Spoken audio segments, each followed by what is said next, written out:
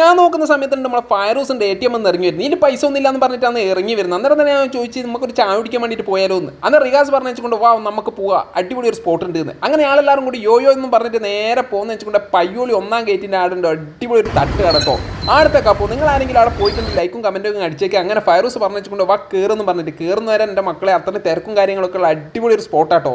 അന്നേരം തന്നെ എനിക്ക് തോന്നിയൊരു കാര്യം എന്ന് വെച്ചാൽ വീഡിയോ ഇഷ്ടമായിട്ട് നിങ്ങൾ ഫോളോ ചെയ്യാൻ മറക്കരുത് കേട്ടോ. ചില്ലിൻ്റെ കൂട്ട് കാണുന്ന കടികളൊക്കെ കണ്ടില്ലേ, അതിന് നല്ല അടിപൊളി മുഹമ്മദ് ഖാൻ്റെ നല്ല അടിപൊളി ചായ ഉണ്ട് ആരാ പറഞ്ഞ് നമ്മൾ റിഗാസിൻ്റെ കുടിക്കൽ കണ്ടില്ലേ എന്നും പറഞ്ഞ് കുടിച്ചതാടെ വെക്കുകയും ചെയ്ത് കിട്ടോ.